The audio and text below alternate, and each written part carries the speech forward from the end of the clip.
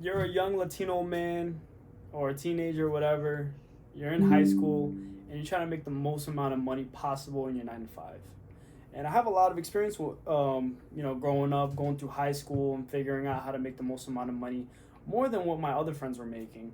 And I pretty much had no problem doing it. But what I do remember is a certain type of things that I did to maximize the amount of profit that I was making at these jobs, right? Now, I know this sounds crazy, you're a slave to the man, you're working for the man. But to be honest, any type of entrepreneurship, you probably need to start with a 9 to 5. You need to understand how money works. You need to spend money. You need to understand you spending this money over here will mess up your business on the end. So let's first talk about how to maximize your profit working these 9 to 5s. So I've worked in everything from the restaurant industry, automotive industry, I've worked in the corporate environment, and I've worked in the healthcare industry. So I've worked in all these different industries, and what I can tell you is that there is some core things that you need to be able to do and to perform to make yourself the most valuable employee at such a young age. I think there's a lot of things adolescents, teenagers, young adults do nowadays because it's so influenced on social media that actually hinders our performance at these jobs, right? So one of the things that I did, and some of these topics and these points that I'm gonna say is I was at first a good employee, right? I showed up every day. I used PTO when it was the most convenient for the company and not convenient for me, right? If you're gonna take a vacation, don't do it when they're gonna be the most busy because they're gonna put a bad taste in your mouth. You gotta remember, your manager is who's gonna get you promoted, whether it be, corporate rules, whether it be, the restaurant manager or the owner or, the dealership. Try to take these times, these PTO, these sick days and all that when it's convenient for the company, not when it's convenient for you, right? I think that, you can live a little without going on spring break, bro. Honestly, like, when I was taking vacations, I was taking week-long vacations and I was using up all my PTO, but I would do it in one shot. So that way, when they think about it, it's either one of two things. It's either they're going to really, really miss me because I'm no longer there to perform, or two, it's going to make it seem like I never use my PTO. Now, some jobs don't do that. Some beginner jobs don't do that. So let's talk about my beginner job. My beginner job in high school was I was working at a restaurant, Italian restaurant, for 7 years, 7 whole years. From that time, I started off as a busboy all the way up to a manager, right? And in between those, I was a busboy, I was a server, I was a expediter, I was a host, manager, bartender, bar back, and even a function manager before the end of it, right? The reason why I left is around this time, I've kind of always worked 2 jobs. I've always done 2 jobs. That's a Latino mindset. It's like work as much. Our bodies are there. Our bodies are tools. And, you got to understand that our time is one of the only things that we can get back. We can always make more money. Try to maximize your profit while you're here. How did I maximize my profit? I became so valuable. I was like a Swiss Army knife. You needed me to be an expo, I could be an expediter, right? I can bring out your food very efficiently. Like I worked as an expediter for like almost a year and a half. I was a busboy for a year and a half. I was a server and bar back for like a year and a half. So it's like I did all that when I was managing to almost a year, year and a half. Function manager, a whole year while I was managing. So I did all these things. I was super, super like flexible. I was for the company. And I think one of the reasons why the company really trusted me was I actually thought about how to make the company more money instead of abusing the fact that they make so much money, right? A lot of people my age, a lot of people your age is influences like, oh man, I'm just gonna take this soda because it's free. Oh, I'm gonna comp this meal for this person. Oh, I'm gonna try to get this meal comped because I messed it up. You know what I'm saying? And especially when I was managing, and I think this is the part why they trusted me so much as a manager, was I just didn't comp everything that I wanted to do, right? If you don't know what a comp is, right? A comp is basically, someone orders something, they don't like it, and you're going to either take it off the bill or you're going to give them something on top of that. But I was seeing that we were having certain customers that were regulars that would come in, and they would always complain about every single thing. Like either it was a plate, their dessert, something. They wanted a discount. I knew that. I knew the attitude right away. I knew how I was going to act. I could set them up with the best table, the best server, the best food. I could even like have the chefs 100% make sure that that food was going to come out perfect, and they'll still complain about it. So what I would do, instead of just giving them our money and, you know, comping a $50, $60 plate of steak, or, you know, a $30, $40 plate of pasta, I would be like, okay, you know what? What would happen is this guy would come in, he would do, you know, he would order whatever he would want, or he would try a different pasta dish every time, and he would say that they're all trash. He says they're not good. It's like, I come here because I want to eat like how my mom used to cook for me, you know, Italian guy or whatever. So I asked him one time, and I stumped him up a little bit. I was like, hey, I really wanted to bring that plate back. Now keep in mind, this guy would finish the plates. I really wanted to bring that plate back and review this over with my chef, because we're paying him a lot, and I want to make sure that he's making good food, but I can't. So unfortunately, I can't take this off your bill, because even though you say you didn't enjoy it, you ate the entire plate. He's like, oh, well, it was right in front of me. He's like, well, the best I can do is maybe a dessert. I went from, you know, us losing, you know, $40 or $50 to us only losing $14. That's how I looked at it. That's how I went about it. I try to make the company as much money as possible, and that's how you get the trust of the owners. That's how you get the trust of the managers. That's how you get the trust of the supervisors. And also, me not taking PTO all the time also got me a really good kudos, right? Actually, no, let's talk about when I went into the automotive field, right? So automotive is my favorite thing. That's like, I can talk about cars all day long, no problem. You show me a part, you talk to me about a car problem over the phone, I can probably fix it on the phone. I've done it multiple times. And, you know, I consider myself a decent mechanic. But right out of high school, I ended up getting this internship, and it turned into a job at this local Subaru dealership. And because I love detailing so much, man, I do everything that I learned at it, and I'll do these cars, and my cars came out perfect every single time, and my quality was up. So now it's not a question of, you know, damn, it's a job.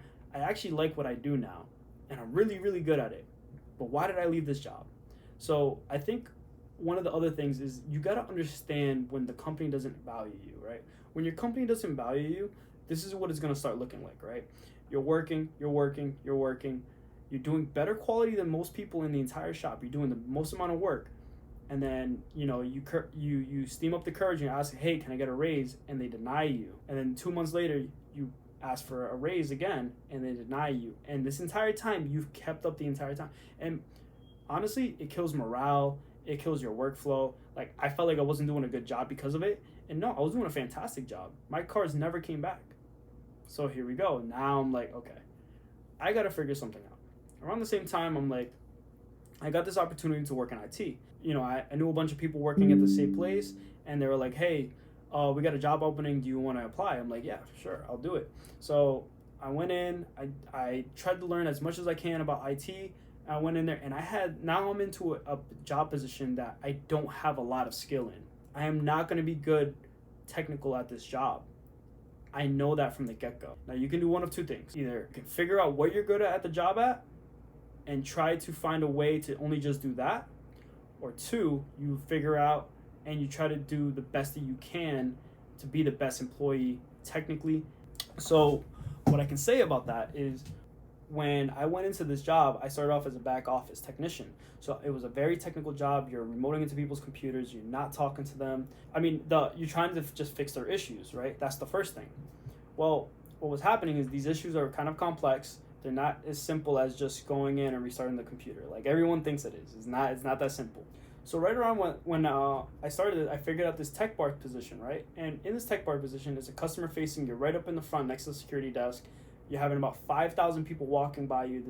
Eventually, I was like, all right, how can I get that tech bar position? So at first, it was a rotation. They would rotate me every single month. I was like, I want in on that tech bar position. When I was there, I provided the craziest amount of ticket closures, customer satisfaction. I made sure that every single person I worked with, they were sending an email to my boss, not because I told them to, but because they really enjoyed the service and they wanted to do something for me. And they wanted to buy me like coffee cards, and like I would make someone's problem that would probably take a 2 or 3 day ordeal happen in probably 10-20 minutes, because they could just come up to me. And that's just the nature of the job. That was just the nature of having that bar there. You can just walk up, I can talk to you, I can calm you down, and I can fix your issue while we're having a conversation. Simple as that. It was almost like cake. Like, it was just perfect. I didn't have quotas to meet. It was just a great experience. I later got laid off by that job, and I really, really was kind of sad after that. But that didn't deter me. So remember, I still love cars, right? At that time, I had a couple people working at CarMax, so now I got this job at CarMax, and I was always really good about interviewing, and I'll do a video on interviewing and stuff like that. I got the job.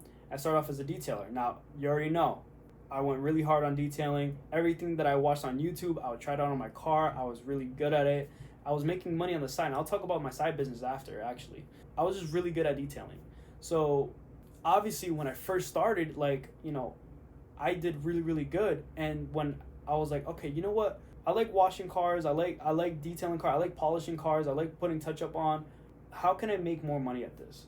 Well, I found out that there's a $10 increase to becoming a mechanic.